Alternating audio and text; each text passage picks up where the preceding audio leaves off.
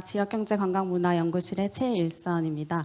제가 오늘 발표할 주제는 2024년 기본과제였는데요. 섬, 바다, 강에 연계한 관광 네트워크 구축 방안 연구입니다. 먼저 서론입니다. 정부는 대한민국 어디서나 살기 좋은 지방 시대를 국정과제의 핵심 목표로 설정하고 다양한 정책을 부처별로 추진을 하고 있습니다. 이러한 정책은 행정구역을 넘어서 공동의 문제를 해결하고 융복합 네트워크를 통한 규모의 경제를 실현하고 있는데요. 그러나 관광 분야를 살펴보면요, 관광 정책 같은 경우에는 부처별로 좀 분절된 관광 정책을 추진하고 있습니다. 이러한 이유에 따라서 기존의 관광 정책은 좀 내륙을 중심으로 이루어지기 때문에 좀 지역 간 불균형이 심화되고 이러한 이유로 연안 지역의 경제 발전 기회를 놓치는 초래가 일어났습니다.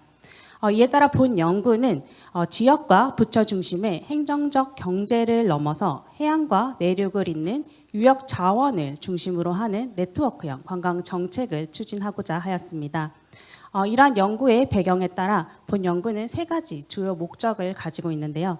첫 번째로는 해안과 내륙을 아우르는 포괄적인 유역 기반의 관광 플랫폼을 구축하고 지역 간의 협력과 연계를 강화하여 연안 관광 활성화 전략을 개발하며 마지막으로는 급변하는 관광 트렌드와 관광객의 다양한 요구에 대응하는 것을 연구의 주요 목적으로 삼았습니다. 연구의 공간적 범위는 우리나라 5대 강을 중심으로 한강, 금강, 영산강 중심의 서해안 권역과 섬진강, 낙동강 중심의 남해안 권역으로 삼았으며 연구 방법론은 양적 연구와 질적 연구를 혼합하는 방식으로 특히 빅데이터를 활용한 공간 계량 분석과 국민 설문조사 그리고 심층 현장 조사 등을 좀 병행을 하면서 수행하였습니다.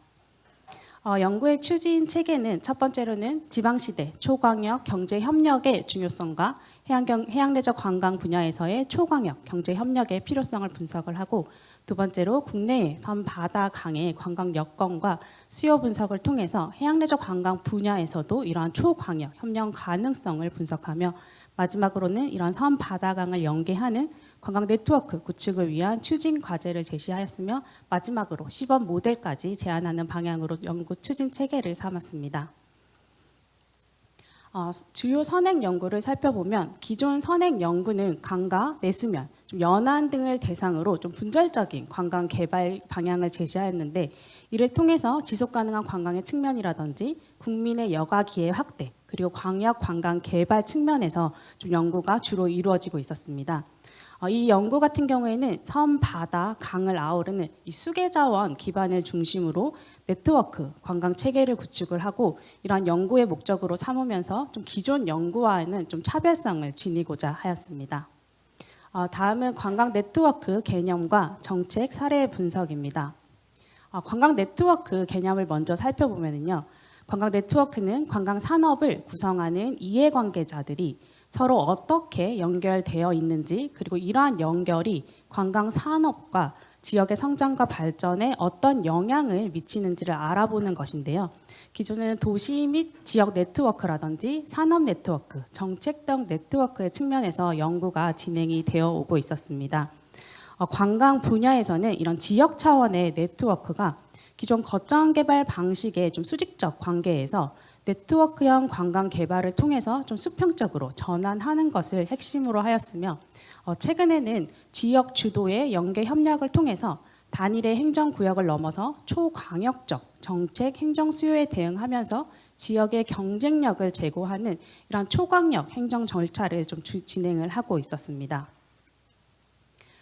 국내의 정책 동향을 분석해 보면 현재의 관광 개발 정책은 기존 거점 개발 방식에서 점점 네트워크형으로 변화하고 있었으며 이러한 네트워크형 방식은 지방 대도시와 소도시 간의 관계도 종속적 구조를 넘어서 수평적이고 상호 보완적인 구조로 전환되고 있는 것으로 나타났습니다. 국외 사례에서도 독일이나 영국, 싱가포르, 캐나다, 미국 등에서도 이러한 유역을 중심으로 한 관광 네트워크 정책을 추진하고 있었는데요. 특히 공식위원회를 설립한다거나 유역발전 보존 계획을 수립하거나 대중 참여형 종합 계획을 수립하는 등 유역을 중심으로 이 수계 자원을 중심으로 한 관광 네트워크 정책이 활발히 추진되고 있는 것이 특징적이었습니다. 다음은 섬, 바다, 강의 관광 여건과 구조의 분석입니다. 본 연구에서는 우리나라 5대 강을 중심으로 관광 여건 진단 체계를 구성하고 각종 데이터를 통하여 분석하였습니다. 분석한 결과 아무래도 한강과 서해안 권역이 이런 지역 경제, 관광 공급, 수요 이런 모든 측면에서 경쟁력이 높은 것으로 나타났고요. 섬진강과 남해안 권역 같은 경우에는 이제 풍부한 관광 자원과 인프라를 가지고 있어 성장 잠재력이 좀 가장 큰 것으로 분석이 되어졌습니다. 또한 섬, 바다, 강에 대한 이제 관광의 국민 수요 분석을 한번 분석을 해봤는데 국민들은 아무래도 이런 고유한 자연 경관에 대해서 가장 높은 만족도를 가지고 있었고요. 또한 선호도 분석을 위해서 컨조인트 분석을 실시한 결과 국민들은 육해상의 복합 교통편을 이용해서 자연 경관을 감상하는 로컬 체험에 대한 선호도가 가장 높은 것으로 분석이 되어졌습니다. 다음은 섬, 바다, 강의 연계 관광 네트워크 구축 정책 방안입니다. 섬바다강 연계 관광 활성화를 위한 주요 정책 수요로는 보시는 것처럼 광역 관광 교통망 구축, 관광 루트, 관광 자원 및 상품화에 대한 요구가 가장 높은 것으로 나타났습니다.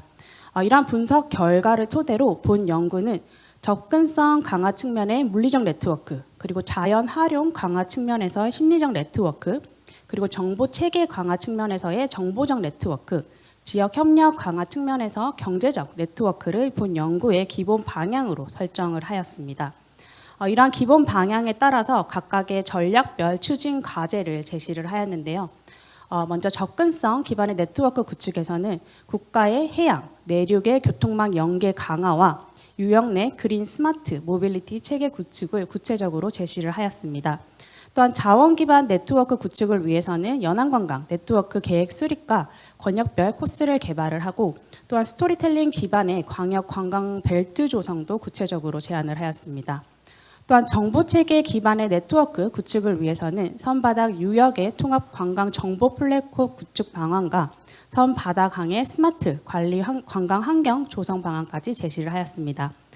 마지막으로 거버넌스 기반 네트워크 구축에 있어서는 이러한 유역 중심의 관광 거버넌스 체계 구축과 특히 관광의 민간 투자 활성화 기반 조성 방안을 제시를 하였습니다. 다음은 이러한 연계 관광 네트워크의 시범 모델 구상입니다. 특히 본 연구의 핵심은 제시된 추진 과제를 기반으로 시범 모델을 제시하는 것이었는데요. 관광 성장 잠재력을 고려를 해서 섬진강과 남해안 권역을 대상지로 설정을 하고 시범 모델을 구체적으로 제안을 하였습니다. 이를 위해서는 전문가 자문, 이해관계자 인터뷰, 그리고 공간 계량 분석, 심층 현장 조사 등을 수행을 하였습니다. 연구 결과입니다. 이를 통해서 첫 번째는 이제 여수시 중심의 접근성 인프라 구축 방안과 지역 거점과 배후도시 연결 강화를 위한 연안 크루즈와 광역관광버스 운행을 구체적으로 제시를 하였습니다. 또한 섬진 남해안 연안관광 네트워크 계획 수립을 위해서 섬진 남해 블루웨이 루트를 조성을 하고 국제 행사와 연계한 권역관광 콘텐츠의 홍보 강화 방안도 구체적으로 제시를 하였습니다. 또한 본 연구는 섬바다 강을 연계한 관광 정보 플랫폼 및 가칭 물길 여행 오운이라는 스마트 플랫폼 구축도 구체적으로 제시를 하였고 마지막으로 섬진 블루웨이 관광협의체라는 섬바다강 관광협의체 구성을 제안을 하였습니다. 특히 민간 투자 활성화 방안에서 구체적으로 하동 중심의 복합관광단지 조성 기반 구축 방안도 제시를 하였습니다. 이러한 추진 과제들은 수탁 과제와 연계를 해서 실질적으로 좀 추진될 수 있도록 중앙과 지역의 이해관계자들이 좀 지속적으로 협의하고 반영하고 있다고 보시면 될 것 같습니다. 마지막으로 정책 제언입니다. 섬, 바다, 강의 초광역 네트워크 관광을 위한 국가전략 수립을 위한 비전과 목표를 제시를 하고 거버넌스 구축을 위한 이런 각각의 역할을 제시를 하였습니다.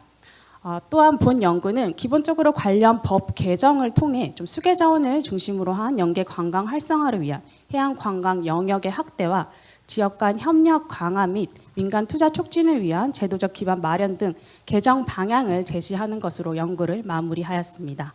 네, 이상입니다.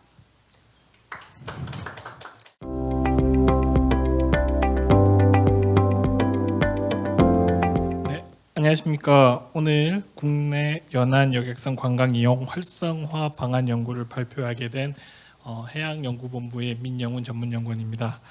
원래 이 연구는 이제 이정화 부연구위원이 이제 책임을 맡아서 진행을 했었는데요. 이제 책임 연구자분께서 다른 일정으로 인해서 부득불 제가 이제 연구진이었던 제가 발표를 하게 되었습니다. 양해 부탁드리고요. 오늘 발표는 이제 먼저 최근 관광 및 해양 관광 트렌드를 살펴보고 이를 기반으로 연안 여객선 정책 현황을 살펴본 후에 연구 결과로서 연안 여객선 이용 활성화 방안에 대해 발표하는 것으로 가름해 보고자 합니다. 먼저 관광 및 해양 관광 트렌드가 되겠습니다. 한국관광공사는 빅데이터 분석을 통해서 매년 관광 트렌드를 분석 및 전망하고 있습니다. 이 분석에 근거하면은 지난 5년간 관광 트렌드는 여행의 일상화, 체험형 개인 맞춤형 관광, 그리고 치유 관광, 소셜 미디어 확대, 여행의 세분화 등으로 트렌드가 변화하고 있는 것을 알 수가 있습니다. 다시 말해서 여행이 일상화되고 자연 공간에서의 휴식, 쉼, 힐링, 치유를 위한 관광이 성장하고 있다고 할 수 있겠습니다. 이를 관광 컨텐츠, 관광 산업, 관광 가치관 및 스타일로 구분하여 살펴보면 관광 컨텐츠는 치유 플러스 휴양, 그리고 관광 산업은 지역 활성화, 그리고 관광 가치관 및 스타일은 일상화와 명소로 이제 트렌드화되고 있다고 할 수 있겠습니다. 이러한 변화를 근거로 해양관광시장의 변화를 살펴보면 2022년까지 해양관광 체험률이 코로나 팬데믹 시절 이전으로 회복되고 있고 해양관광 활동 유형도 바닷가 지역 방문을 통한 신심치유가 증가하고 있는 것으로 확인할 수 있습니다. 그리고 최근 해양관광 활동이 다양화되면서 해수욕장 방문 외에 해양공간에서의 다양한 관광 활동이 이루어지고 있으며 그리고 이제 해양 레저 관광을 이용하는 인구가 증가할 것으로 전망되고 있고 이에 따라서 해양 관광에 관한 컨텐츠를 다양화할 필요성도 증가하고 있는 것으로 분석되었습니다. 다음으로 연안 여객선 정책 현황에 대해서 한번 살펴보겠습니다. 먼저 국내 연안 여객선 운항 여건을 살펴보면 연간 연안 여객선 이용자가 약 1,400명으로 나타나고 있어서 코로나19 이전으로 회복 추세에 있는 것으로 확인됩니다. 특히 연안 여객선 이용자 중 관광객을 포함한 일반인의 이용 비중이 75%에 달하고 있고 따라서 이제 연안 여객선을 관광에 활용하는 비중이 높은 것으로 나타나고 있는 것을 확인할 수 있습니다. 다음으로 이렇게 활용되고 있는 연안 여객선의 관리 및 활성화를 위한 정책들을 살펴보겠습니다. 국내 연안 여객선을 관리하는 주요 정책 기관은 해양수산부, 그리고 행정안전부, 문화체육관광부 이렇게 세 개의 기관으로 볼 수가 있는데 먼저 연안 여객선 관리의 주요 부처인 해양수산부는 연안 여객선 관련 인프라 확충 및 시설 개선을 중심으로 정책을 지원하고 있는 것으로 분석이 되었습니다.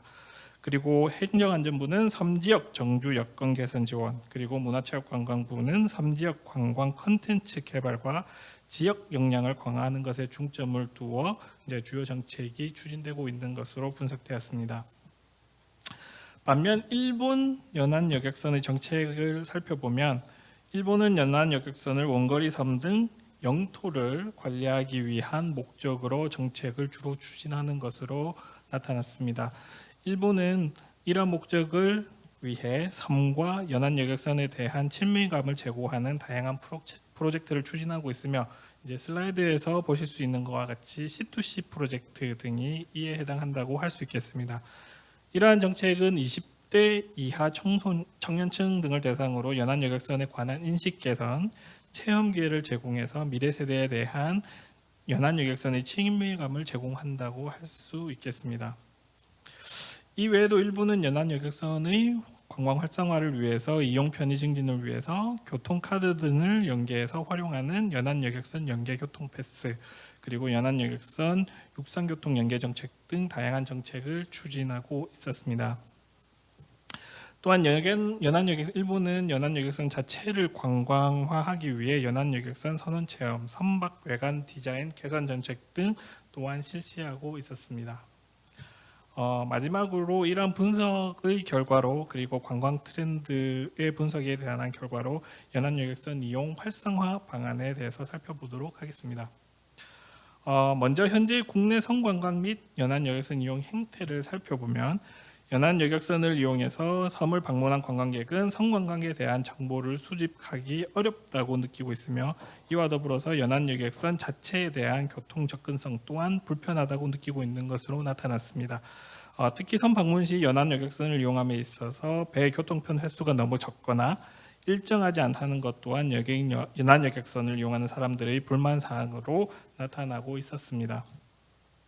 다시 말해 연안여객선의 안전 서비스나 운항 자체 서비스는 만족할 만하나 연안여객선에 대한 접근성과 이용성은 다소 불편한 것으로 나타났다고 할 수 있겠습니다. 이러한 이용 행태 분석과 앞서 살펴본 관광 트렌드 그리고 연안여객선 정책 현황 등을 근거로 연안여객선 이용 활성화 방향을 운임 지원 그리고 이벤트 개최, 지역 콘텐츠 발굴, 방문자 관리 등을 통한 관광 상품성 확보 및 재고로 도출해 보았습니다. 그리고 이를 위해 배후도시 관광시장, 방문자 특성, 여객선 이용 환경, 목적지 관광 환경 등을 검토해서 연안여객선 이용 활성화 방안으로 부처별 업무 영역에 따른 정책 거버넌스 구축, 그리고 연안여객선 이용자 중심 정보 제공 체계 개선, 그리고 관련 법제도 정비 방안 등을 도출하였습니다. 각 개별 방안에 대해서는 다음 슬라이드부터 구체적으로 한번 살펴보도록 하겠습니다.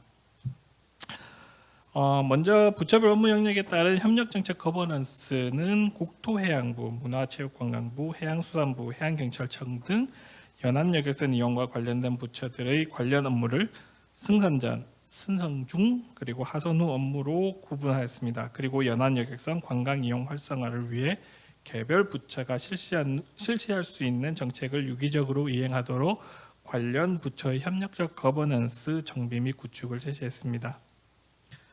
다음으로 연안여객선 이용자 중심 정보 제공 체계 개선은 연안여객선 이용 및 섬 관광 시 필요한 정보를 도출하고 이용자가 필요한 때에 이러한 정보를 원활히 이용할 수 있도록 이용 정보를 체계화할 것을 제안했습니다.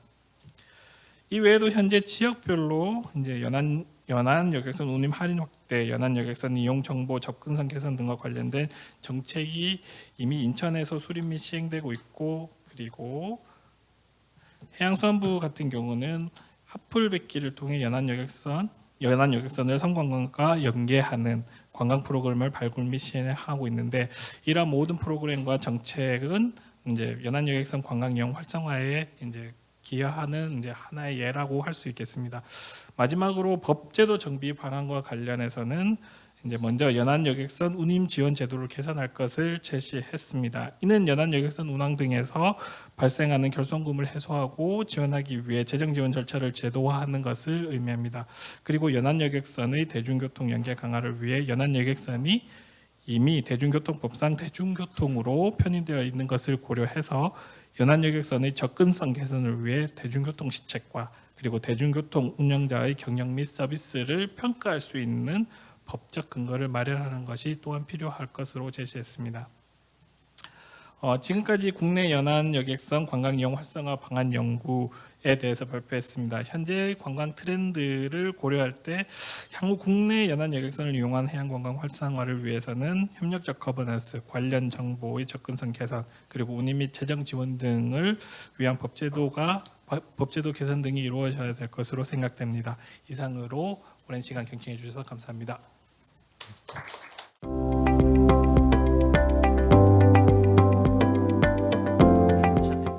예, 반갑습니다. 저는 오늘 시민 친화적 바닷가 공간 조성에 관한 연구에 대한 내용을 발표하게 된 해양연구본부의 정지호라고 합니다.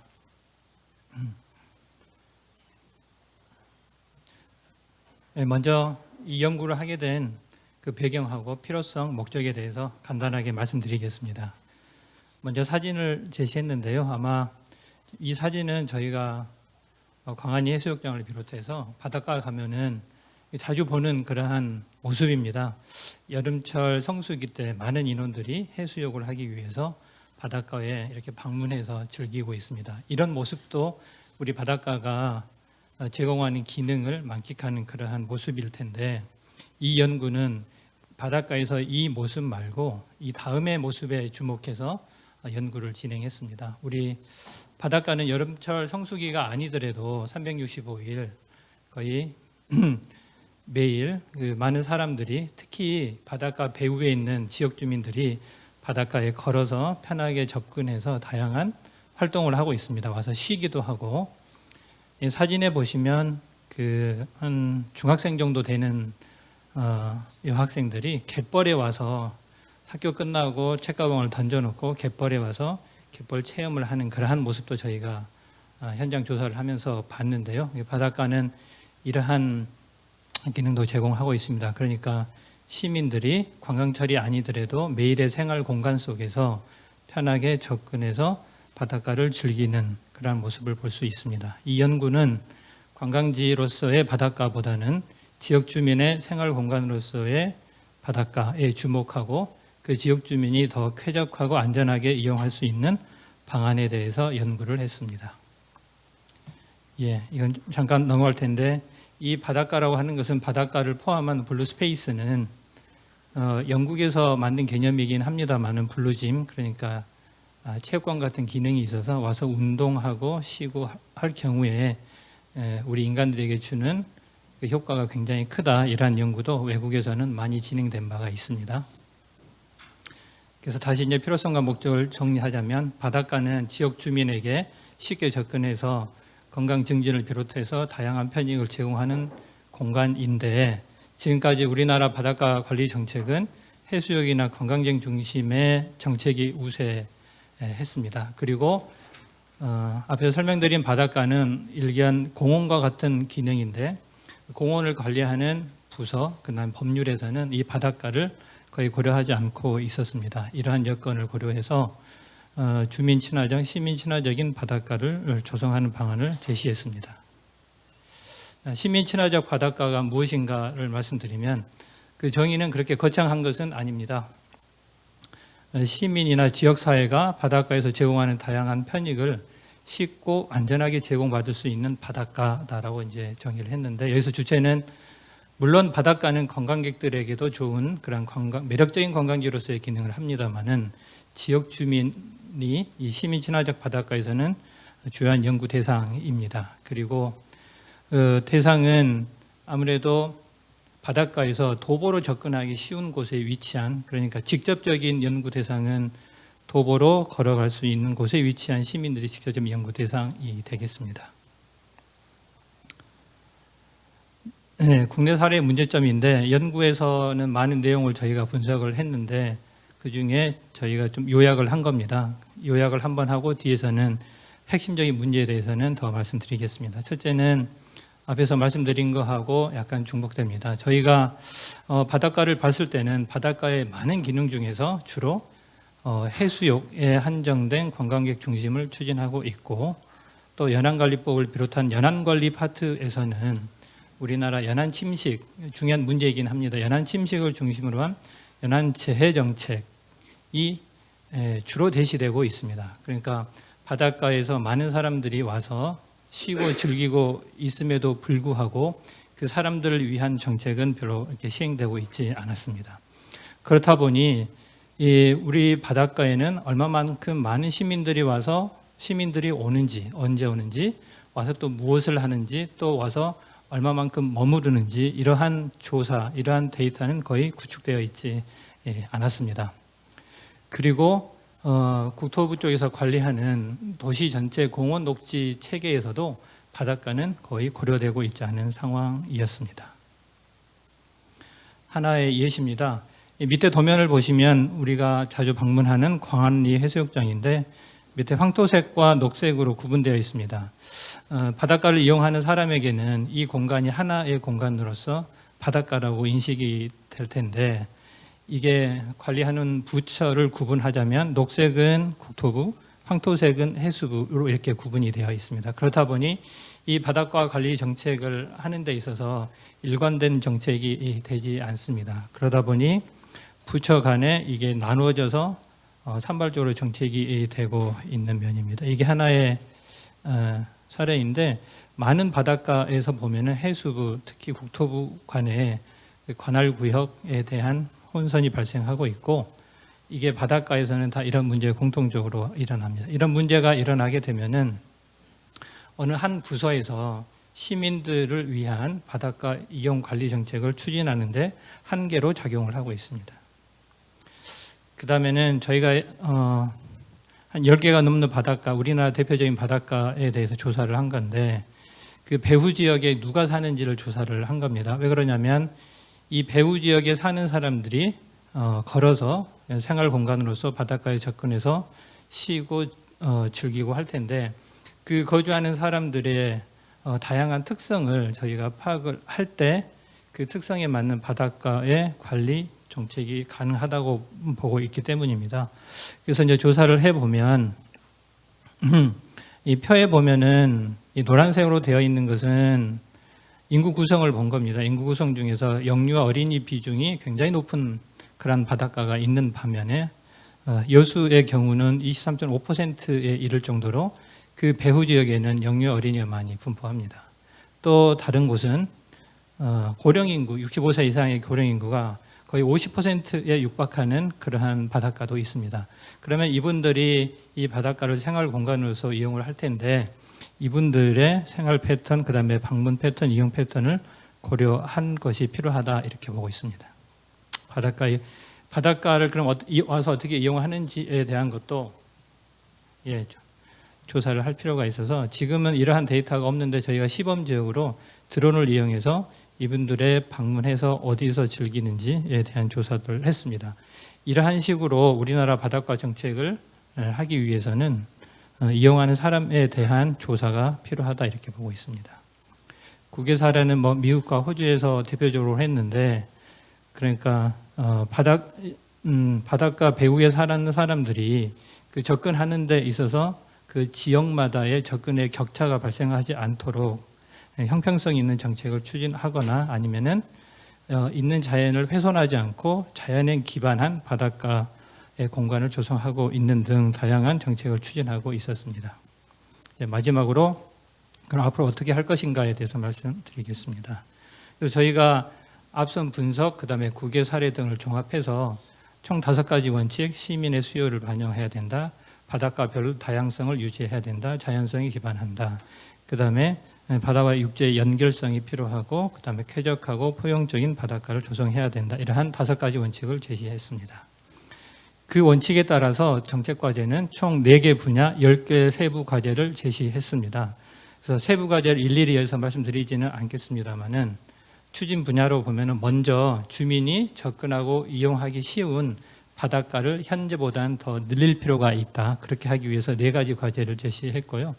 그 다음에 현재 바닷가 공간을 난개발, 그러니까 인공구조물 중심의 개발을 지향하고 계획적 체계적으로 바닷가를 개발해야 할 텐데, 그렇게 하기 위해서는 공간관리가 필요하다, 이렇게 봤습니다. 그리고 바닷가 자체의 매력도를 더 높이기 위해서는 우리나라 바닷가 특성에 맞는 바닷가 리디자인을 할 필요가 있다. 그리고 이런 것들을 가능하기 위한 제도적인 기반을 마련할 필요가 있다, 이렇게 정책 과제를 제시했습니다.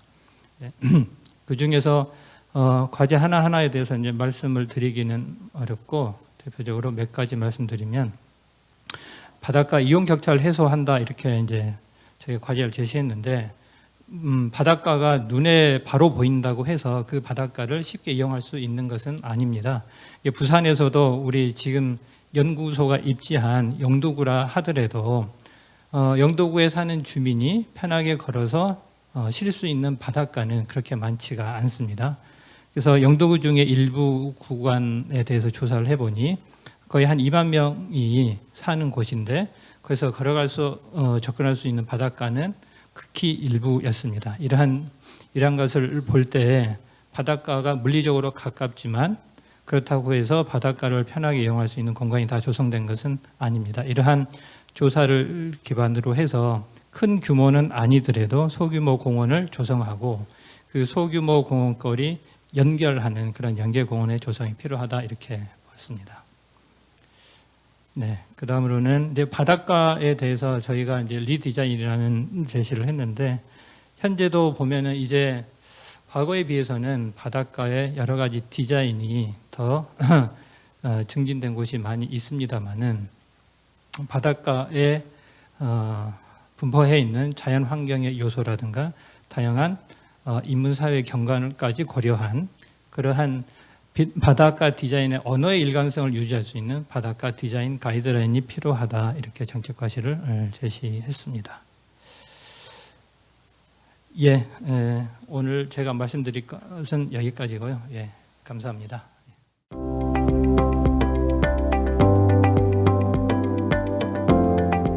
네. 안녕하세요. 한국해양수산개발원 최수빈입니다.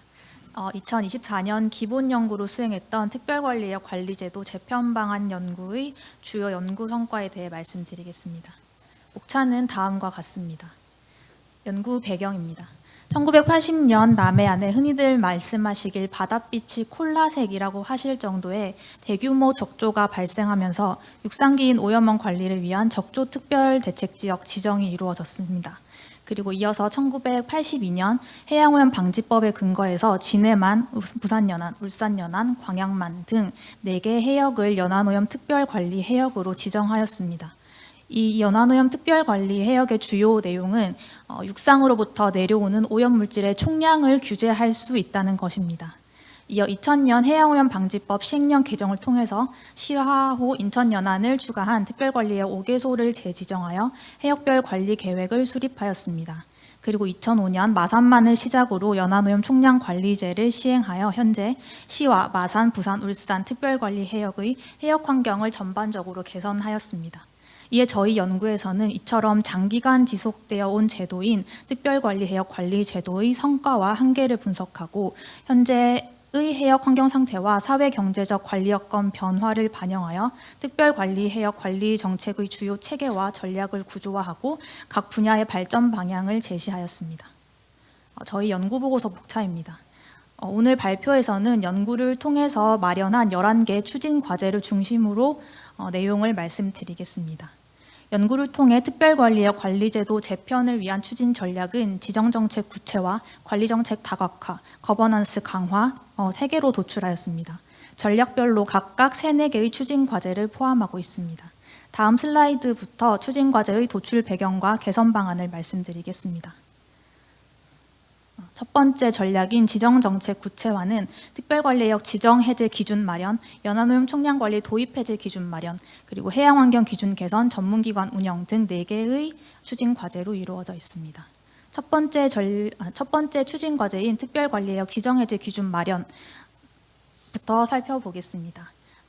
해양환경관리법 제15조 제1항 제2호에 따르면 특별관리해역은 해양환경 기준의 유지가 곤란한 해역 또는 해양환경 및 생태의 보전에 현저한 장애가 있거나 장애가 발생할 우려가 있는 해역으로 해양오염에 직접 영향을 미치는 육지를 포함합니다.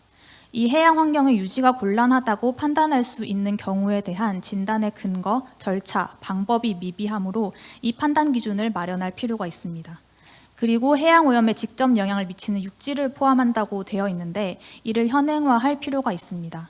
현재는 2000년 특별관리해역 지정 당시에 시가화 지구를 기준으로 관리 유역을 설정하였는데 시간이 많이 흐르면서 특별관리해역에 해양오염에 직접 영향을 끼칠 수 있는 시가화 지구 범위가 대부분 넓어졌기 때문에 이를 확인하여 특별관리해역 범위를 재지정할 필요가 있습니다. 이어 해양환경관리법 제15조의 제2항에 따르면 해양환경 기준을 초과하게 되어 국민의 건강이나 생물의 생육에 심각한 피해를 가져올 우려가 있다고 인정되는 경우에 특별관리해역에서의 행위 제한 조치를 취할 수 있는데 이 초과에 대한 진단의 근거, 방법, 절차의 구체화가 필요합니다. 해양환경 기준으로 생태 기반 해수 수질 기준인 WQI가 전국 31개 연안별로 고시되어 있으므로 이를 활용해서 이 기준을 3년 연속 초과하는 경우에는 총량 규제 실시 해역으로 지정한다든지 해저드 해적물 관리 기준을 3년 이상 초과하는 경우 총량 규제를 실시한다든지 하는 등의 기준을 마련해야 합니다. 그리고 해양환경보전법 제13조 제1항에 따르면 해양환경 및 해양생태계의 보전에 위한 시책에 필요한 해양환경 기준을 해역별, 용도별로 설정 고시하도록 되어 있습니다. 현재 해양환경 기준은 해수수질과 해저 퇴적물 두 가지 매체별로 고시되어 있는데 해수수질에 대해서는 4가지 용도로 나뉘어 있고 이 중 WQI만 31개 해역별 기준이 고시되어 있습니다. 비어있는 해역별, 용도별 기준값을 모두 설정 고시하거나 아니면 해당 자구를 삭제하는 것을 고려해 볼 수 있습니다. 또한 2011년 WQI를 개발 고시하면서 기존의 해양환경 기준으로 고시되어 있던 항목인 COD, TNTP 등의 기준값이 폐지되어 있는데 이 항목들이 총량 규제 항목으로는 고시되어 있기 때문에 WQI와의 관계 해석을 통한 연계 활용을 도모하거나 총량 규제 항목의 해양환경 기준 설정 재고시가 필요합니다. 그리고 현재는 해양수산부 담당 부서 실무협의회에서 지정이 필요하다고 여겨지는 해역에 대해서 특별관리해역 지정 안건을 올리면 이후 해양수산발전위원회에서 이를 심의하는 구조로 특별관리해역 지정 및 해제 절차가 되어 있습니다. 그러나 해당 실무협의회는 특별관리해역 지정 해제 관련 업무만을 수행하는 협의회가 아니기 때문에 관심도나 중요도 등 우선순위에 따라서 지정 해제 안건이 시의적절하게 상신되지 못하는 문제가 발생할 수 있습니다. 그러므로 이상적으로는 특별관리해역 및 연안오염 총량 관리를 위한 별도의 위원회를 설치하고 주요 정책 결정 과정에서 이 위원회의 심의를 거치도록 하는 방안을 고려해 볼 수 있습니다. 그러나 행정적, 재정적 부담으로 인해서 현실적으로 새로운 위원회 설치가 어렵다면 대안으로 기존의 해양수산발전위원회 내에 특별관리해역 및 연안오염 총량 관리를 위한 분과위원회를 구성 운영하는 방안도 있습니다. 세 번째로 수가원에 연안오염 총량관리 조사 연구반을 설치하고 기본 방침 검토 연구, 기본계획 시행계획 검토, 이행평가 보고서 검토, 지술 지침 작성 등의 업무를 위임하여 특별관리해역 제도의 효율적이고 전문적인 관리를 기대할 수 있습니다. 두 번째 추진 전략인 관리정책 다각화는 총량 규제 항목 확대, 총량 규제 외 관리수단 마련, 예비 관리해역 제도 도입 등 3가지 추진 과제로 이루어져 있습니다. 총량 규제 항목 확대 과제는 첫 번째 전략의 추진 과제 중 하나인 해양환경 기준 개선과 연계됩니다. 해양환경관리법 시행령 제12조 제1항에 따라서 총량 규제를 할 수 있는 항목은 화학적 산소료량, 질소, 인, 중금속으로 정해져 있습니다. 먼저 이 4가지 항목을 규제함으로써 해양환경관리법 제정 목적을 달성할 수 있는지에 대한 고민이 선행되어야 하며 해양환경 측정망이나 잔류성 오염물질 조사 등 법에 의해서 조사하고 있는 다른 항목들은 왜 총량 규제 항목에 포함되지 않는지에 대한 이유가 설명되어야 합니다. 특히 해양환경 기준에 있는 항목은 총량 규제를 할 수 있어야 하며 총량 규제 항목으로 제시된 항목은 해양환경 기준이 있어야 한다고 말씀드리고 싶습니다. 총량 규제 외 관리수단 마련 과제입니다. 해양환경관리법 제15조의 2, 제2항에 따라서 특별관리해역의 해양환경 상태가 해양환경 기준을 초과하게 될 경우 취할 수 있는 조치는 시설의 설치 또는 변경의 제한과 사업장에서 배출되는 오염물질의 총량 규제 2가지입니다. 2가지 모두 시설, 사업장 등 저오염원 관리 성격을 보입니다. 여기에 더해서 특별관리해역 해역별 관리계획의 수립 시행 또한 특별관리해역의 관리수단 중 하나로 볼 수 있습니다. 현재 시행되고 있는 관리수단 외에 저오염원 관리를 위해서는 배출해용 기준, 배출 허가제, 방류수 수질 기준, 벌금 및 처벌 등의 도입을 고려할 수 있습니다. 이어 하수 처리정이나 해양시설 등과 같은 저오염원 관리 외에 비저오염원 관리 또한 필요합니다. 이를 위해서 해양환경관리법 제16조의 오염원 개념에 비저오염원 개념을 규정하여서 관련 근거를 마련하고 추가적으로 비저오염원 실태조사나 모니터링 체계를 구축하고 또 비저오염원 저감 사업에 대한 재정 지원 근거 마련 그리고 관련 기술 개발 등이 이루어져야 합니다. 그리고 관리정책 다각화의 마지막 추진 과제인 예비관리해역 제도 도입입니다. 현재는 이미 오염이 심각한 해역이나 현안이 발생한 해역을 특별관리해역으로 지정해서 관리하고 있는데 이러한 방식은 예방적 차원의 해양환경 관리에는 한계가 있습니다. 그래서 저희 연구에서는 오염이 심각해지기 전 단계에서부터 체계적인 모니터링과 관리를 할 수 있도록 예비관리해역 제도 도입을 제안했습니다. 해양환경 측정망 조사 결과를 활용하여 수질 오염도 증가 추세, 수질 기준 초과 정도 등을 예비 관리 해역의 지정 기준 으로 활용하고 예비 관리 해역으로 지정된 해역에 대해서는 정기적 수질 모니터링과 오염원 조사를 실시하고 사정 예방적 환경 관리 대책을 수립 시행하는 등의 관리 수단을 적용할 수 있습니다. 세 번째 추진 전략인 거버넌스 강화는 정부 부처 협업 체계 마련, 지자체 이행력 제고, 정보 공개 체계 구축, 시민 참여 방안 마련 등으로 이루어져 있습니다. 여기 있는 간략히 설명드리고 마무리하겠습니다. 정부 부처 협업체계 마련은 해양 보전, 항만 관리 등의 해양수산부 내 관련 정책과 특별관리와 관리제도 간의 업무 연계를 해야 한다는 내용이고, 또 환경부, 산업통상자원부 등 타 부처와의 정책 연계를 해야 한다는 말씀을 드리고 싶습니다. 그리고 지자체 이행력 제고입니다.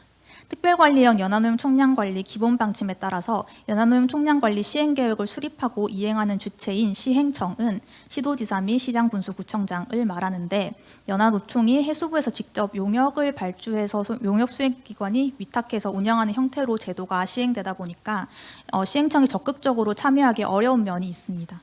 그래서 수질 오염 총량 관리제와의 비교를 통해서 필요한 조직, 예산, 인력 등을 추산해보고 나아가 기금을 마련할 필요가 있습니다.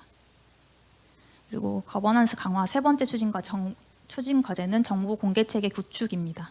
특별관리 해역 제도를 도입 시행하면서 발생하는 자료와 문건들을 효율적으로 관리하고 국민들이 쉽게 접근할 수 있는 정보 공개 체계 마련이 필요한데, 기존의 해양환경 정보 포털 메이스 사이트를 활용하는 방안과 특별관리 해역 제도 자체 정보만을 구축하는 방안을 고려할 수 있습니다.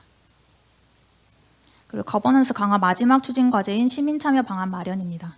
특별관리해역 관리제도와 연안오염 총량관리 제도는 지역 주민과 산업활동에 직접적인 영향을 미치기 때문에 시민 참여를 통해서 지역 특성에 맞춘 현실적이고 세부적인 관리 방안 마련을 해야 합니다. 근데 이 시민 참여 방안 마련의 과제들을 통해서 그런 관리 방안 마련을 기대할 수 있고, 또 정책의 실효성을 높일 수 있습니다.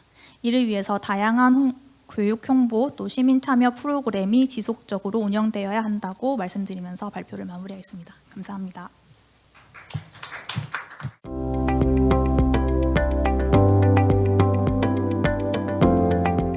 네, 안녕하십니까. 저는 오늘 2024년 기본연구 과제로 수행된 어업인의 디지털 전환 수용성 재고 방안 연구에 대해서 발표하게 된 오서연이라고 합니다. 네, 우선 본 연구는 수산업의 디지털 전환이 지체되고 있는 현장의 목소리를 반영을 해서 어업인의 수용성 제고를 위한 정책 설계 방안을 제안하고자 수행되었습니다. 디지털 전환은 단순히 기술 보급이 아니라 산업 구조와 어업인의 삶을 변화시키는 포괄적 전환이라는 인식에서 출발하게 되었습니다. 우선 연구의 배경입니다. 수산업은 최근 들어서 좀 위기를 맞고 있는 상황입니다. 고령화, 생산성 저하, 기후위기, 인력난 등 구조적 위기에 직면을 하고 있습니다. 이러한 문제를 해결하기 위해서 정부는 스마트 양식, 그리고 ICT 기반의 어업관리 시스템 등 디지털 기술의 도입을 점진적으로 추진을 하고 있습니다. 하지만 현장에서는 정부의 그런 적극적인 정책과는 반대로 이러한 정책에 대한 체감도가 낮고 디지털 정책이 실질적인 어떤 현장의 성과로 이어지지 못하고 있습니다. 기술 자체보다는 이를 어떻게 받아들이고 활용할 수 있을 것인가에 대한 접근이 부족했기 때문이라고 판단하였습니다. 따라서 본 연구는 어업인을 디지털 전환의 수혜자가 아닌 주체로 설정을 하고 수용성을 결정짓는 요인을 분석을 해서 이를 기반으로 실효성 있는 정책 방향을 설계를 하고자 하였습니다. 네, 본 연구는 크게 세 가지 문제의식 아래서 구성이 되었습니다. 첫째, 디지털 전환의 개념을 수산업 맥락에서 어떻게 재정의할 것인가? 그리고 둘째, 어업인의 기술 수용 실태와 수용성 저해 요인은 무엇인가? 그리고 셋째, 정책은 어떤 방식으로 수용성을 촉진할 수 있는가입니다. 이를 위해서 문헌조사와 그리고 설문조사, 그리고 FGI 심층면담 조사, 그리고 계량 분석이 구조 방정식 모형을 활용을 해서 이런 분석을 토대로 좀 실효성 있는 정책 방안을 마련하고자 하였습니다. 네, 기존의 디지털 전환 개념은 기술 보급과 자동화 중심의 협소한 틀 안에 머물러 있었습니다. 하지만 수산업은 물리적 제약, 그리고 자연 환경에 대한 의존도, 그리고 인력 고령화 등 다양한 요인이 복합적으로 작용하는 산업입니다. 따라서 본 연구에서 디지털 전환을 생산성 향상, 그리고 기후 대응, 어업인의 삶의 질 개선 등 다양한 목적을 달성하기 위한 포괄적이고 구조적인 변화 과정으로 재정의하였습니다. 이러한 정의 아래서 정책 수용성 방향을 제시하고자 하였습니다. 네, 기술 수용성 이 과제를 수용성에 대한 개념을 수립을 하고 나서 이제 수용성에 대한 요인을 도출을 하기 위해서 이론적 분석을 실시를 하였습니다. 그래서 본 연구가 디지털 전환이라는 큰 틀에서 진행되는 연구이기 때문에 기술 수용성을 개념으로 선행 연구를 리뷰하였습니다. 우선 기술 수용성에 대한 사전적 의미는 새로운 기술을 개인 또는 조직이 자발적으로 받아들이고 사용하는 경향성을 의미한다고 할 수 있습니다. 본 연구는 UTA-2 이론을 기반으로 수용성 요인을 분석을 하였습니다. 성과 기대, 노력 기대, 신뢰성 같은 내부 요인뿐만 아니라 사회적 영향, 가격 가치, 촉진 조건 등 외부 요인이 어업인의 수용 의도에 영향을 주는 것으로 가정을 하고 분석을 설계를 하였습니다. 네, 어업인 전문가 설문조사 개요입니다. 우선 전문가와 어업인을 대상으로 설문조사를 실시를 하였고요. 면접조사와 온라인 조사를 병행을 하였습니다. 디지털 수용도 조사 설문 문항은 다음과 같습니다. 네, 설문조사 결과 어업인의 68.7%는 디지털 기술을 사용해 본 적이 있다고 응답을 했으나 실제로 이를 지속적으로 활용하는 비율은 40% 이하였습니다. 특히 양식어업인은 어선어업인보다 기술 활용에 대한 관심도가 더 높았고 어장 환경이나 품질 관리와 같이 생산성 향상에 직접 연결되는 영역에서 디지털 기술의 유용성을 인식하고 있는 것으로 나타났습니다. 어선어업인은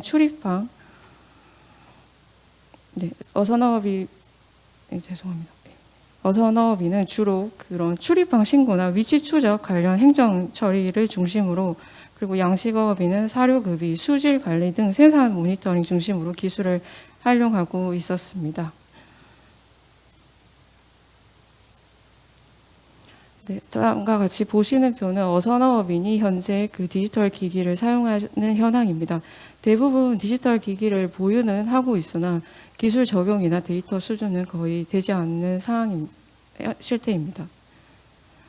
네, 양식어업인의 디지털 적용 및 데이터 수집 활용 실태입니다. 양식어업인 역시 그 어선어업인보다도 실제로 디지털 기기를 보유하고 있거나 실제 적용을 하고 있거나 데이터를 활용하고 있는 비율은 매우 낮은 수준으로 파악되었습니다. 네, 다음은 국내외 정책 분석입니다.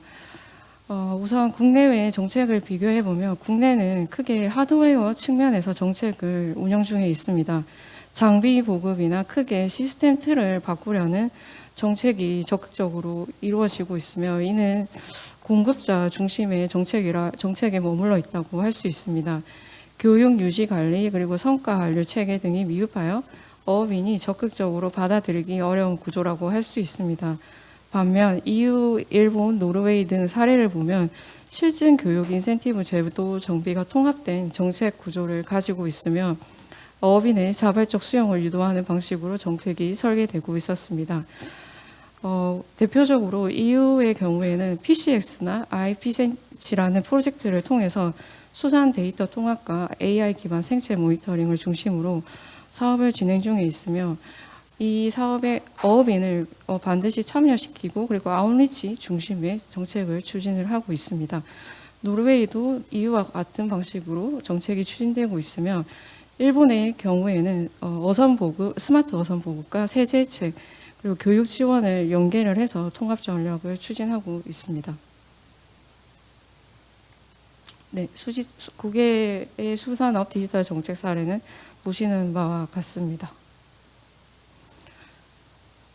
네, 그리고 본 연구의 어업인의 수용도 분석을 하기 위해서 우선 FGI 분석을 실시를 하였습니다. FGI 분석 결과는 크게 변화의 필요성과 현실적 어려움, 그리고 의무적 도입과 자발적 혁신, 그리고 디지털 전환 수준은 앞서 살펴본 설문조사 결과와 같이 미흡이라고 나타났으며, 그리고 지속 가능한 기술과 맞춤형 정부 지원의 중요성으로 나타났습니다. 그리고 어선어업인과 양식어업인의 그 수용성 저하 요인은 거의 유사하거나 좀 어느 정도 80% 정도는 유사한 것으로 나타났습니다. 이들이 생각하고 있는 공통적인 수용성 저하 요인으로는 고령화로 인한 인식 부족, 그리고 경제적 타당성 우려, 그리고 성공 사례 부족, 그리고 맞춤형 지원 부족으로 나타났습니다. 그리고 계량 분석을 실시를 하였는데요. UTA2 모형 기반으로 분석을 실시를 하였고, 확인적 요인 분석과 조절가 분석을 실시를 하였습니다. 일단 저희 수산업의 그 특성에 맞도록 변수를 일부 조절을 하였고, 제외 변수로는 쾌락적 동기와 습관에 대한 변수는 제외를 하였습니다. 우선 계량 분석 결과 노력 기대, 그리고 사회적 영향, 신뢰성망이 어업인의 디지털 기술 수용 의도에 미치는 영향이 유의미한 것으로 나타났습니다. 특히 저희가 분석을 하기 전에 가설을 세웠었는데, 가격은 이 분석에서는 유의미하지 않은 것으로 나타나서 저희가 생각하는 것과 달리 어업인의 수용성에 가장 큰 영향을 미치는 요인은 사회적 요인으로 확인이 되었습니다. 하지만 그 교육 수준에 따라서 보다 이제 고등학교 졸업 이하 그룹에서는 기술을 선제적으로 사용한 주변 어업인의 권유나 그런 소문이나 그런 후기들이 좀 더 디지털 기기를 사용하는 데 영향을 끼치는 것으로 나타났고, 대학 이상 그룹에서는 사회적 분위기보다는 교육이나 뭐 자기의 경험 등에 의한 판단이 더 중요한 것으로 나타났습니다. 네, 정책 분석입니다. IPA 분석을 실시를 하였고, 어업인의 경우에는 1순위로 디지털 장비 보급 지원, 그리고 전문가는 디지털 기술 장비 개발 및 연구로 나타났습니다. 10순위의 경우에는 어업인과 전문가 모두 데이터 관리 및 보안 시스템 구축에는 낮은 점수를 부여를 하였습니다. 네, 기술 수요 분석입니다. BWS 분석을 실시를 하였고요. 그 어업인과 전문가의 경우에 중요하게 생각하는 기술이 조금 다르게 나타났는데, 어업인의 경우에는 생산성 증대를, 그리고 전문가는 노동력 절감을 선호하는 것으로 나타났습니다. 네, 이상의 그 분석 결과를 바탕으로 지체 요인과 촉진 요인을 정리를 해보았습니다. 우선 지체 요인은 고령화에 따른 인식 부족이 아무래도 어업인의 그 연령대가 높다 보니까 고령화로 인해서 디지털 기기를 사용하는데 조금 어려움을 겪는 것으로 나타났습니다. 그리고 경제적 타당성의 우려가 좀 있었습니다.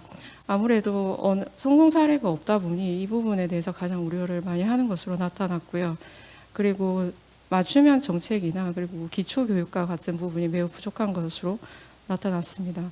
그리고 촉진 요인은 반대로 타업인의 성공 사례 및 추천, 그리고 현장 중심의 실질적인 지원과 교육, 그리고 사용 편의성, 정보 획득 용이성, 이런 부분들이 크게 영향을 끼치는 것으로 나타났습니다. 네, 이러한 분석을 바탕으로 해서 수용성 개선 기본 방향을 세워보았습니다.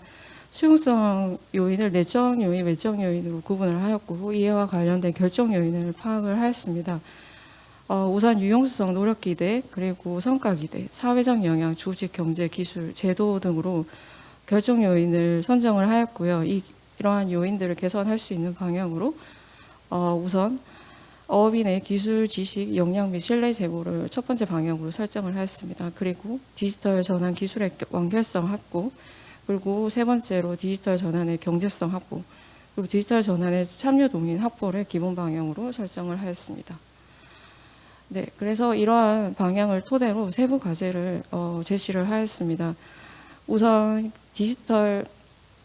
어업인의 기술, 지식, 역량 및 신뢰 확보를 위해서 이런 다양한 교육 사업을 제안을 하였습니다. 그리고 이런 교육에서 그치는 것이 아닌 성공 사례라든지 다양한 데이터 구축을 통해서 이런 것들이 성과와 한류를 통해서 조금 더 어업인들이 디지털 기술에 신뢰를 갖도록 하는 시스템을 제시를 하였습니다. 그리고 디지털 전환 기술 완결성 확보의 방안으로 현장 테스트, 실증 체험, 그리고 현장 기업 수요 반영, 업종별 표준형 모델 구축, 그리고 기존 디지털 장비 개선, 그리고 유지 보수 및 사후 관리 강화, 수산 디지털 전문가 인력 양성 등을 제안을 해보았습니다. 그리고 경제성 확보의 방안으로 장비 보급 사업과 통신비 지원, 그리고 성공 모델 발굴 등을 제안을 하였습니다. 그리고 마지막으로 참여 동인 확보가 있습니다. 이 부분은 앞서 제안한 3가지 방향성을 좀 포괄할 수 있는 개념으로 우선 해수부에서 부재한 디지털 전환 전담 조직 신설과 그리고 제도 개편, 그리고 업종별 실태 조사를 통한 맞춤형 지원 방안, 그리고 이해관계자 참여 정책, 그리고 이러한 정책을 설계를 할 때 너치를 사용한 정책 설계 방안을 제시해 보았습니다. 네, 정책 로드맵은 단기, 중기, 장기로 구분을 해서 앞서 제시한 정책까지를 계획을 세워보았습니다. 네, 이상의 그런 기본 방향을 바탕으로 정책 제안을 제시를 하고자 합니다. 첫 번째 디지털 전환 도입기 그리고 확산기, 정착기로 구분을 해서 그 단계에 맞는 정책 설계 방향을 제시를 하였습니다. 네, 기대 효과와 향후 과제입니다. 우선 본 연구는 어업인이 수산업의 그런 단순히 공급자가 아닌 주체가 되어서 디지털 전환을 추진을 할 수 있는 그런 정책이 이루어져야 된다고 생각을 했습니다. 그래서 본 연구는 어업인의 수용성 초점을 맞춘 정책 설계를 통해서 디지털 전환의 실효성을 높이고 단순한 정비 보급이나 교육 제공을 높여서 어업인의 의식 변화와 참여를 이끌어내는 구조적 접근임을 강조를 하고 있습니다. 앞으로 이러한 본 연구가 그 어업인의 디지털 전환 수용성을 강화할 수 있는 정책의 기초 연구로 잘 활용되기를 기대합니다. 감사합니다.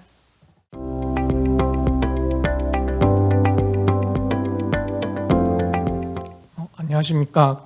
어업 선진화를 위한 어업 관리 체계 개편 방안 연구에 대해 발표하게 될 수산연구본부 심성현이라고 합니다. 우선 본 연구는 다음과 같은 순서로 보고서를 작성했고 다음과 같은 흐름으로 연구를 진행하였습니다. 우선 연구의 배경과 목적에 대해 살펴보도록 하겠습니다. 우선 본 연구의 배경은 2023년 해양수산부가 어업선진화 추진 방안을 발표하게 됨에 따라서 이러한 추진 방안, 정부의 정책이 연근해 어업에 많은 영향을 미치게 되었고 이러한 것들로 인해서 기존의 어업 관리 체계로는 새로 발표한 정책들을 추진할 수 없다는 연구진의 생각하에 그러면 연근해 어업 선진화 추진 방안을 효율적으로 추진하기 위해서 어떤 어업 관리 체계를 지녀야 되는지 이러한 것들을 하기 위해서는 어떤 정책 방안들이 필요한지에 대해서 이러한 것들을 개선하기 위해서 본 연구가 추진되었다고 보시면 되겠습니다. 그래서 본 연구의 목적은 어업 선진화 추진 방안이 연근해 어업에 어떠한 영향을 미치는지 확인하고 그리고 이러한 것들을 효율적으로 추진하기 위해서 현행 어업 관리 체계를 어떻게 개편할 것인지 이러한 개편 방안을 마련하는 것이 연구의 목적이라고 보시면 되겠습니다. 본 연구의 흐름도를 살펴보겠습니다. 우선 본 연구는 어업 선진화 추진 방안이 어업 관리에 미치는 영향이 무엇인지 그리고 해외의 어업 관리 체계와 우리나라의 어업 관리 체계의 차이점은 무엇인지 그리고 마지막으로 효율적인 어업 관리 체계 개편을 위한 방안은 무엇인지 이러한 순서로 연구가 진행되었습니다. 그래서 그 어업 선진화 추진 방안이 연근해 어업에 어떤 영향을 미치는지에 대해서 살펴보겠습니다. 우선 어업 선진화 추진 방안은 2023년 9월에 발표가 되었고 추진 배경으로는 수산자원의 감소 그리고 규제 위주의 어업 관리, 수산물의 체계적 관리, 글로벌 스탠다드 시스템 도입을 추진 배경으로 하고 있습니다. 그러면 이러한 정책이 연근해 어업에 어떠한 영향을 미치는지에 대해서 저희 연구진은 6개의 영향으로 확인하였습니다. 우선 총허용 어획량 제도라는 TLC 제도가 모든 연근의 어선에 적용되는 관리 확대 부분이 있었고, 그리고 양도성 개병 할당 제도라고 하는 ITQ 제도, 그리고 어획 증명 제도가 신규 제도로서 도입이 될 예정이었고, 그리고 선박 위치 추적 시스템과 전자보고가 의무화되어서 어선업에 대한 모니터링이 강화된 영향이 있었습니다. 그리고 그 어획물을 운반하기 위해서 양육항을 지정해서 운영하고, 그리고 이러한 어획량을 확인하기 위해서 어업감독관들이 양육항에서 활동하게 되는 것이 영향을 미쳤습니다. 그리고 그 지속가능한 연근해업 발전법이 이러한 정책을 운영하기 위해서 새롭게 제정된다는 것이 영향이었고, 그리고 마지막으로는 기존의 어업 규제들이 새로운 정책이나 제도의 도입으로 인해서 기존 어업 규제가 완화된다거나 개선되는 어업 관리가 변화된다는 데 있었습니다. 그래서 종합적으로 어업 선진화 추진 방안은 기존의 어업 관리 범위를 확대하고, 그리고 육상의 어업 관리를 강화한다는 게 연근의 어업에 미치는 영향이라고 보시면 되겠습니다. 그래서 현행 어업 관리 체계와 문제점에 대해서 살펴보았는데, 우리나라의 현행 어업 관리 체계는 해양수산부가 정책을 담당하고, 그리고 실질적으로 어업을 감시 감독하는 어업관리단에서 지방자치단체나 한국수산자원공단, 그리고 수산업협동조합이 이렇게 기관 간 상호 협력을 통해서 어업을 관리하고 있는 것으로 확인되었습니다. 대표적으로 어업관리단을 살펴보면 현재 동서남의 어업관리단 3개의 단이 운영되고 있고, 어업지도선 40여 척이 우리나라 배타적 경제수역과 연안을 관리하고 있는 것으로 확인되었습니다. 다음 그림은 어업관리단의 관할 해역이라고 보시면 되고, 하지만 이러한 그 현행 어업관리 체계에 있어서도 문제점이 확인되었는데요. 이러한 문제점을 살펴보면 우선 3개의 어업관리단이 분리 운영되고 있어서 이런 어업관리를 위한 통합총괄 기능이 부재했다는 게 그 대표적인 문제점이고, 그리고 광범위한 관할 해역으로 해상에서의 어업지도 단속에 사각지대가 발생한다는 것이 또 다른 문제점이었습니다. 그리고 해상 중심의 어업관리로 인해서 육상의 어업관리 인프라가 미구축되어 있다는 점이 또 다른 문제점이었고, 전자어획보고 등 스마트 어업관리 시스템 활용이 미흡하다는 것이 문제점이었습니다. 그리고 마지막으로 어업관리에 있어서 유관기관과의 협력이 다소 미흡하다는 점이 문제점으로 확인되었습니다. 따라서 이를 개선하기 위해서 어업관리 통합 총괄 기능 역할을 수행하는 조직을 신설하고, 지역별로 거점 사무소를 마련해서 관할 해역을 재조정하는 방안이 개선 방안으로 확인되었고, 그리고 육상 및 해상 어업관리 인프라를 확대하고 스마트 어업관리 시스템을 적극 도입하고 전환하는 것이 개선안으로 확인되었습니다. 그리고 유관기관과의 협력 체계를 구축하고 유관기관의 역할을 정립하는 것이 개선 방향으로 확인되었습니다. 그래서 해외 사례를 살펴보았는데요. 해외 사례는 우리나라와 어업 구조가 유사한 일본, 그리고 중국, 호주, EU 이렇게 살펴보았습니다.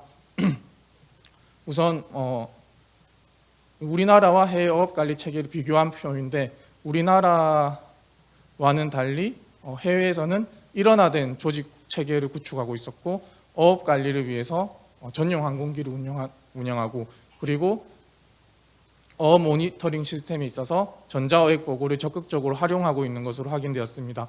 그리고 유관기관과 연계해서 어업 관리를 위해 효율적인 어업 관리를 수행하고 있는 것으로 확인되었습니다.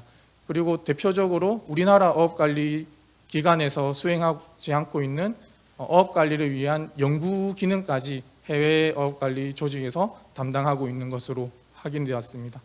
그래서 이러한 것들을 총합해서 우리나라에 적용 가능한 시사점을 도출하였는데, 우선 신속하고 효율적인 어업 관리를 위한 일원화된 지휘 체계를 가진 전담 조직을 구성하는 것이 시사점으로 확인되었습니다.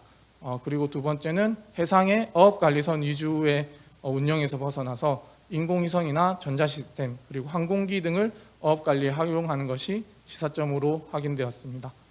그리고 해상의 어업관리선 운용에 있어서 민간 기업의 용선을 활용하는 것이 도움이 될 수 있다고 확인되었고, 그리고 우리나라의 해양경찰에 해당하는 조직과의 연계를 강화해서 어업관리의 사각지대를 해소하는 것이 어업관리를 강화하는 데 도움이 될 수 있다고 확인되었습니다. 그리고 효율적인 어장 관리를 위해서 지역의 사무소를 개설해서 이를 적극 활용하는 방안과, 그리고 어업관리 조직이 교육기능 및 연구기능 등의 다양한 역할을 수행하는 것 또한 시사점으로 확인되었습니다. 그래서 본 연구에 종합해서 어업관리 체계 개편 필요성을 확인해 보았습니다. 우선 개편 필요성은 법제도적 측면, 그리고 사회경제적 측면, 관리행정적 측면, 정책적 측면 이렇게 네 가지로 구분해서 확인해 보았습니다. 우선 법제도적 측면에서는 지속가능한 연근해업 발전법이 제정 중이기 때문에 이러한 발전법을 효율적으로 집행하기 위해서 어업관리체계 개편이 필요한 것을 확인하였고, 그리고 사회경제적 측면에서는 어업관리선의 출동거리 축소, 그리고 스마트 어업관리 등을 통해서 어업관리의 경제적 비용을 절감하기 위해서 어업관리체계 개편이 필요한 것을 확인하였습니다. 그리고 관리행정적 측면에서도 어업관리 업무를 총괄하는 기능 조직을 설립함으로써 어업관리의 행정 효율성을 제고할 수 있기 때문에 어업관리체계 개편이 필요한 것을 확인하였습니다. 그리고 정책적 측면에서도 어업선진화 추진 방안을 효율적으로 이행하고 이를 시행하기 위해서 어업관리체계 개편이 필요한 것을 확인하였습니다. 이러한 것들을 종합해서 어업관리체계 개편 방안의 목표와 기본 방향을 설정하였습니다. 우선 목표는 통합 스마트와 협력에 기반한 효율적인 어업관리체계 구축으로 설정했고, 기본 방향은 어업관리 통합 총괄 기능 조직 신설, 그리고 어업관리 사각지대 해소, 육상 어업관리 인프라 확대 및 해상 어업관리 강화, 스마트 어업관리 시스템 적극 도입 및 전환, 그리고 유관기관과의 협력 체계 구축으로 설정하였습니다. 이러한 그 과제에 대한 전략 과제로 총 4개를 도출했는데, 조직, 효과, 인프라, 협력. 그래서 대표적으로 국가어업관리본부 설립에 대한 내용을 그림으로 나타내면 다음과 같습니다. 우선 국가어업관리본부는 어업관리에 있어 컨트롤 타워, 그리고 육상, 해상 지도 단속, 지도선 운영 및 관리, 모니터링 정보 수집, 그리고 국제협력, 연구 및 교육을 모두 담당하는 기관이라고 보시면 되겠습니다. 그래서 어업관리 체계 개편 전과 후에 이렇게 달라지는 것을 확인할 수 있고요. 정책 제언으로는 우선 지속가능한 연근해업 발전법을 신속 제정하는 하는 안, 그리고 인접국 적경수역 해상어업관리를 강화하는 부분, 그리고 과도한 어업관리 대상 축소를 위한 어선감축 확대, 그리고 어업선진화 추진 방안 이행을 위한 기관협력 강화를 제안하였습니다. 이상으로 발표를 마치도록 하겠습니다.